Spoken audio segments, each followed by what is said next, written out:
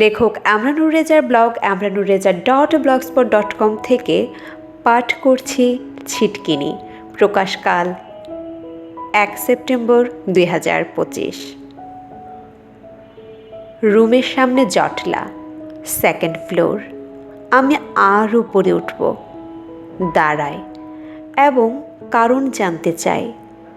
দরজার বাইরে সবাই, ভেতরে একটা শিশু, 4 বছরের শিশু। শিশুকে ভেতরে রেখে তারা পাশের রুমে আড্ডা দিতে যায় সবাই। শিশু একা একা আনন্দ খেলা খেলতে হাতের নাগালে থাকা ছিটকিনি দিয়ে ফেলে, কিন্তু খুলতে পারছে না। জানালা দিয়ে অনেকেই ইনস্ট্রাকশন দিচ্ছে মুরব্বীরা শিশুকে, কাজ হচ্ছে না। প্রায় 2 ঘন্টা চলে যায়।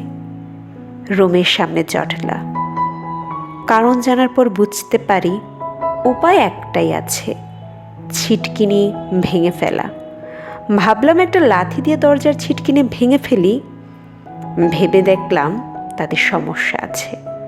সুন্দরী মেয়েরা আবার ক্রাশ টাশ খেয়ে যেতে পারে, পরে আবার পড়ব অন্য ঝামেলায়। বাড়ির ছোট সর্দার সুমনকে বলি ছাদ থেকে সিমেন্টের ছোট পিলারটা আনার জন্যে। সে বাহুবলীর মতো তা দ্রুত নিয়ে আসে। তারপর সেনাবাহিনী স্টাইলে দুজনে মিলে ছিটকিনি বরাবর একটা ফাড় দিই। এক ফাড়ে দরজা খুলে যায়।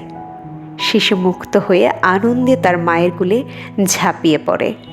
আমিও শিশুকে মুক্ত করার আনন্দে উপরে উঠেছি আর ভাবছি। শিশুরা ছিটকিনি লাগাতে পারে কিন্তু খুলতে পারে না। এখানে ফার শব্দটি একটি আঞ্চলিক শব্দ। এটি পাছা, লিভার, পার বা চার অর্থে ব্যবহৃত হয়। কোনো কিছু সরাসরি বল প্রয়োগ করে ভাঙা, সেটাকেই আঞ্চলিক ভাষায় ফার দেওয়া, ফার দিয়ে ভেঙে ফেলা বলা হয়।